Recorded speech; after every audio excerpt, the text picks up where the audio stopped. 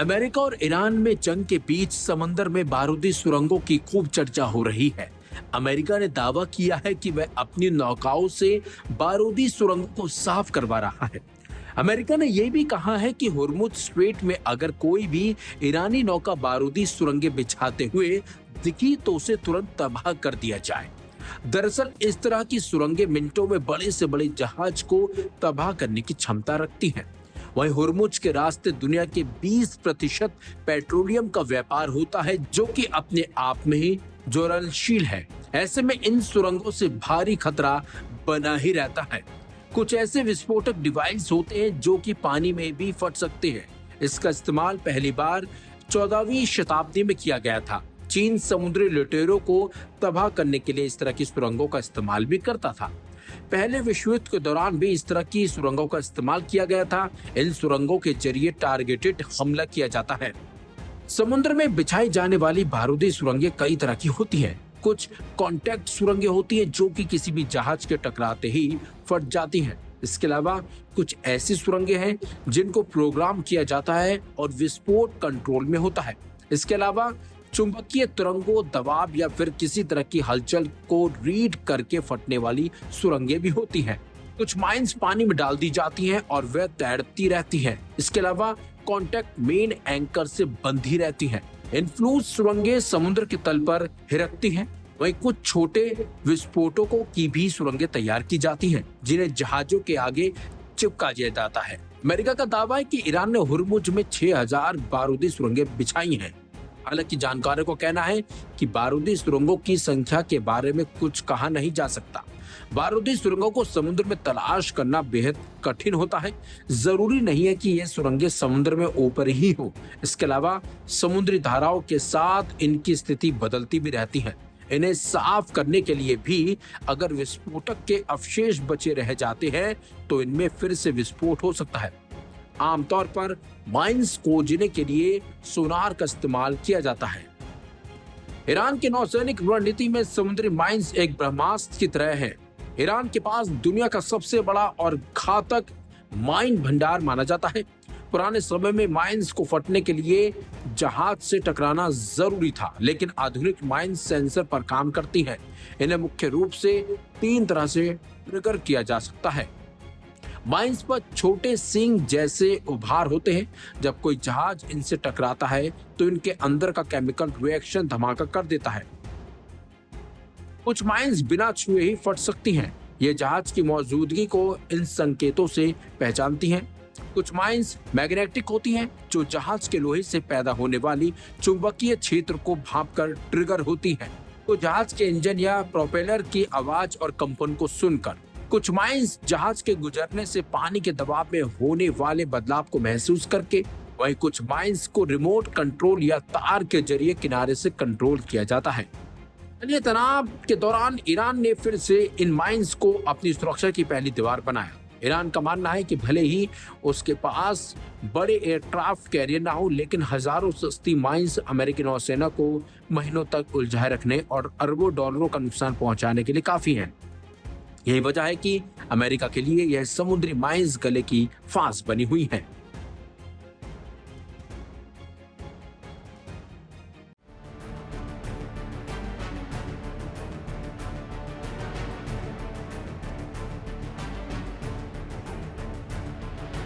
Israel के प्रधानमंत्री Benjamin Netanyahu ने एक ऐसे सच से पर्दा उठाया है जिसने सबको हैरान कर दिया। एक तरफ जहां इजराइल ईरान और लेबनान के साथ भीषण युद्ध में उलझा हुआ है, वहीं प्रधानमंत्री बेंजामिन नेतन्याहू अपने शरीर के भीतर एक ट्यूमर से खामोशी से जंग लड़ रहे थे। हाल ही में सोशल मीडिया प्लेटफॉर्म एक्स पर किए गए उनके खुलासे ने यह साफ कर दिया है कि पिछले 2 महीने उनके लिए व्यक्तिगत और राजनीतिक रूप से कितने चुनौतीपूर्ण रहे। नेतन्याहू ने अपनी पोस्ट में बताया कि यह घटना कोई पुरानी नहीं है, बल्कि अभी हाल की है। लगभग 2 महीने पहले उनकी एक नियमित स्वास्थ्य जांच की गई थी। इस जांच में डॉक्टरों को उनके प्रोस्टेट में 1 सेंटीमीटर से भी छोटा ट्यूमर मिला।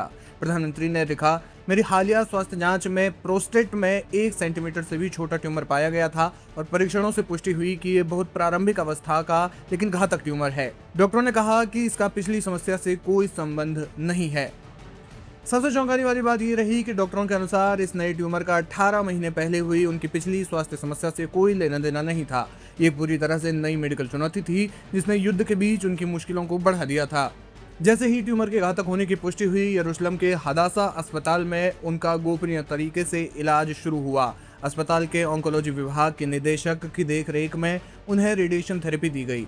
हैरानी की बात यह है कि जिस समय इजराइल की वायुसेना लेबनान पर हमले कर रही थी और ईरान के साथ मिसाइल युद्ध का खतरा बना हुआ था, उस समय देश का प्रधानमंत्री चुपचाप अस्पताल में रेडिएशन की किरणें झेल रहा था। नेतन्याहू ने सुनिश्चित किया कि इलाज की भनक न तो मीडिया को लगे और न ही उनके राजनीतिक विरोधियों को। नेतन्याहू ने इस खबर को दबाए रखने के पीछे एक ठोस कारण बताया। उन्होंने कहा कि वे ईरानी शासन और उसके सहयोगियों को प्रोपेगेंडा करने का कोई मौका नहीं देना चाहते थे। उनका मानना था कि अगर युद्ध के चरम पर उनके घातक ट्यूमर की खबर बाहर आती तो ईरान इसे इजराइल की कमजोरी के तौर पर प्रचारित करता। दुश्मन देश ये दावा कर सकते थे कि इजराइल का नेतृत्व अस्थिर और बीमार है, इससे इजरायली सेना और जनता के मनोबल पर विपरीत असर पड़ सकता था। इसलिए उन्होंने 2 महीने तक इस खबर को रोके रखा और केवल इलाज के पूरी तरह सफल होने के बाद ही इसे साझा करने का फैसला लिया। ये खुलासा इजराइल की राजनीति में एक नया मोड़ ले आया है। समर्थक इसे नेतन्याहू की आयरन विल के रूप में देख रहे हैं कि उन्होंने कैंसर और युद्ध को एक साथ संभाला। वहीं विश्लेषक इसे इजरायली सुरक्षा तंत्र की गोपनीयता बनाए रखने की क्षमता का एक बड़ा प्रमाण मान रहे हैं।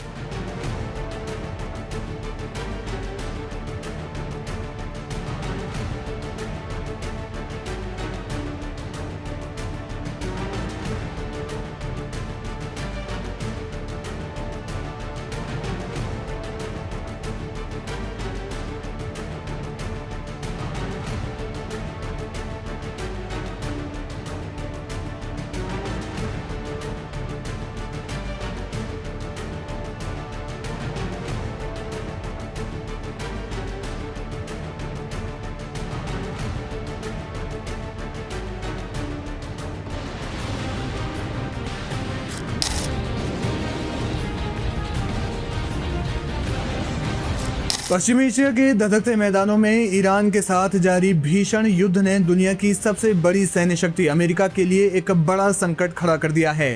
ताज़ा खुफिया रिपोर्ट्स और पेंटागन के अंदरूनी आंकड़ों ने वॉशिंगटन के सत्ता के गलियारों में हड़कंप मचा दिया है।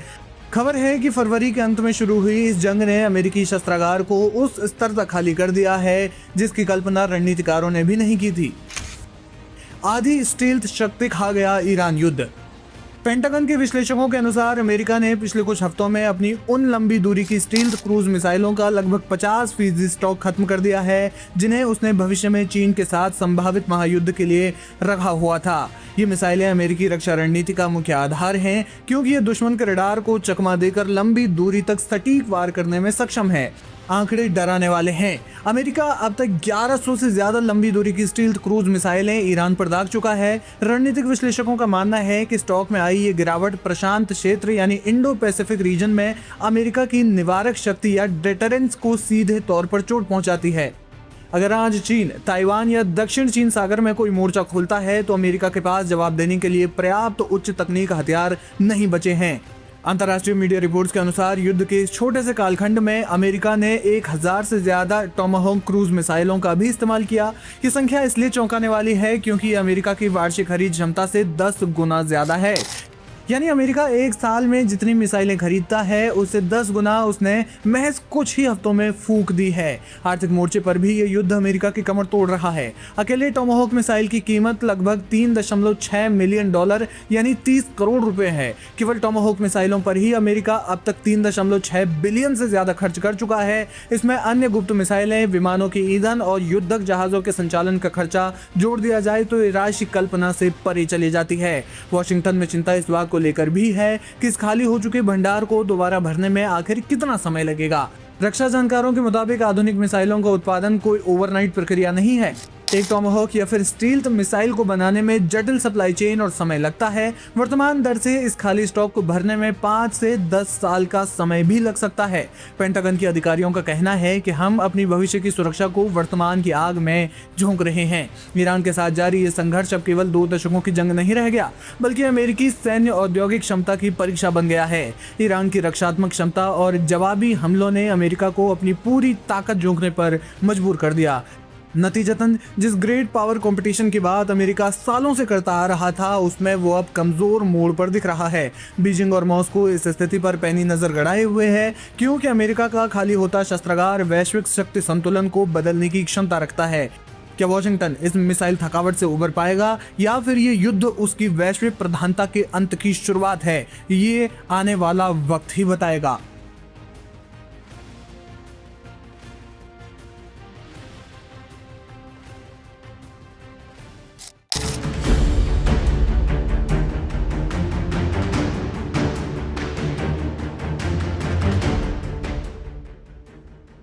अमेरिका के राष्ट्रपति ने भारत को नरक बताया तो ईरान भारत के साथ खड़ा हो गया और डोनाल्ड ट्रंप को बताया कि पहले भारत आकर तो देखो फिर बोलना। जी हाँ, एक तरफ डोनाल्ड ट्रंप भारत और चीन की तुलना नरक से कर बैठे तो ईरान ने भी ट्रंप को आईना दिखाया और भारत की कुछ ऐसी तस्वीरें साझा की जो देखकर खुद भारतवासियों का दिल गदगद हो जाएगा। साथ ही ईरान ने भारत के समर्थन में डोनाल्ड ट्रंप को खरी खोटी सुनाई है। ईरान ने क्या कुछ कहा, उससे पहले आपको बता दें कि डोनाल्ड ट्रंप ने आखिर कौन सा बखेड़ा इस बार खड़ा किया है। दरअसल अमेरिकी राष्ट्रपति डोनाल्ड ट्रंप के एक विवादित सोशल मीडिया रिपोस्ट के बाद हंगामा मचा हुआ है। इस पोस्ट में चीन और भारत को नरक देश बताया गया था। इसके बाद हालांकि ट्रंप ने खुद यू टर्न लिया और भारत को एक महान देश बताया। जब बात अमेरिका और ट्रंप की आई तो ईरान भला कैसे पीछे रहता। मुंबई स्थित consulate general of Islamic Republic of Iran ने तंज भरा पोस्ट किया। इसके जरिए ईरान ने ट्रंप को भारत आकर करीब से देखने की नसीहत दे डाली।